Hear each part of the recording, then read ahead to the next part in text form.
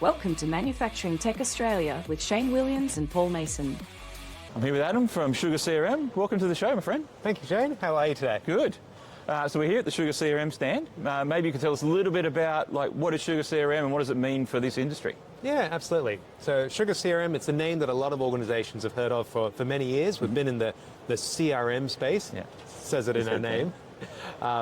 What it means for this space, though, is that we've recognized that organizations working in distribution, wholesalers, manufacturers, they don't want some generic platform for CRM. You know, they don't want a one-size-fits-all. They want a vendor that really gets them and understands their specific challenges. And we've chosen to focus our energy and our innovation on this sector specifically, which is why we're here. Yeah. You look around, you're not going to find any other vendors like us in this room because we're doubling down in this space. Yeah, right.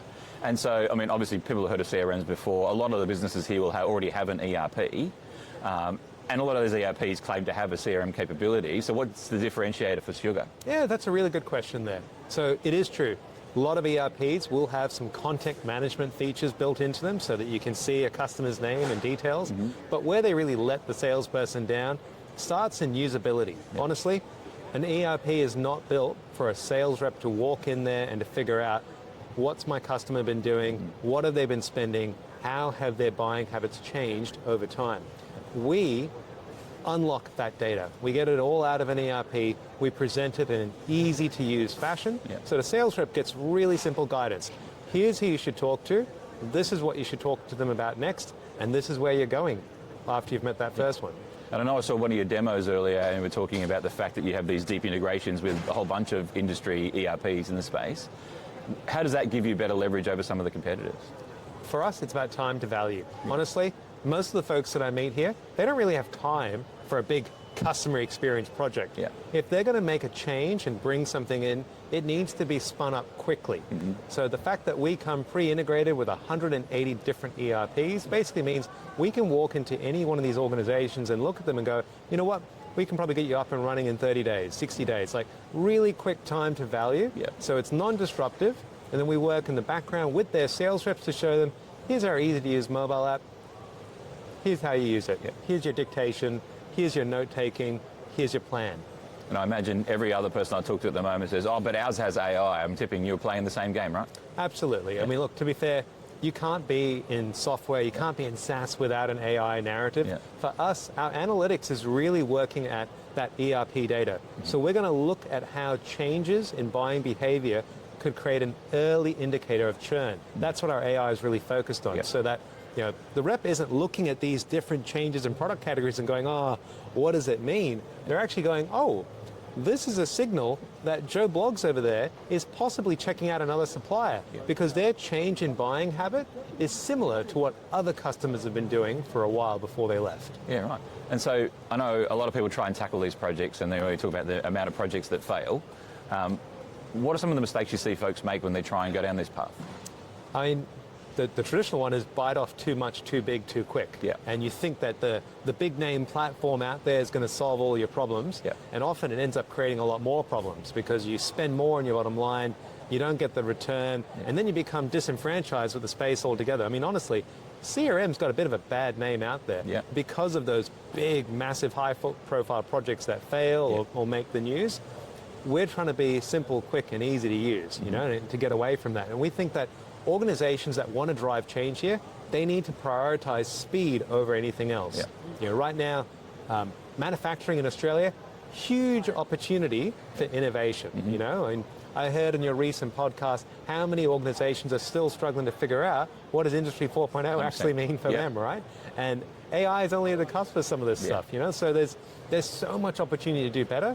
And I feel like a lot of companies are feeling like we need to look at what the Joneses are doing. You know, we got to catch up with them. We see these big name stories, we think we've got to do more. The truth is, you don't need to do more, you just need to do something, something soon, and something quickly that you can see a change in your business. And then recognize and realize the benefits from those changes, and invest that into the next step. So small incremental steps gets away from that big disastrous change that you often read about in the news. Yeah, it's an interesting one. I read a quote recently, I wish I could remember who said it. It was it's not the larger we're going to eat the small, it's the faster we're going to eat the slow. And you kind of bring that to the fore with this whole message around get it done quick, get early learnings, get the value, right? Absolutely. Yeah. I mean, I read a quote from quite a famous CEO in software just in the last few weeks who said that it's the 1,000 small competitors that they're worried about right now, because the barrier to entry for a lot of industries has been lowered. Yeah. You know, AI taking human jobs sort of out of the picture. You know, I know a lot of people are worried about that sort of thing, and you know, who knows where the future will go. But it is absolutely making it easier for new companies to enter all of these spaces, to spin up an entire company from where to go, to take an idea to the production floor and out into shelves faster than ever. Yeah. And we've got to be recognizing that every business that's at this event needs to look at that and go, hey, we've got new threats, you know, new competitors that are entering our space, and investing in innovation, investing in AI in small incremental areas is their way of creating a moat for themselves. Yes, 100%. And so you know, we talked a little bit about like, what is Sugar and where do you fit and what's your differentiator and some of the, I guess, what good looks like, some of the mistakes folks make. I guess what's the practical first step? You know, we're talking about be fast, be nimble, get time to value. What if someone's considering this right now, going, oh, you know what, I really should dive in? What's the practical first thing they should be doing?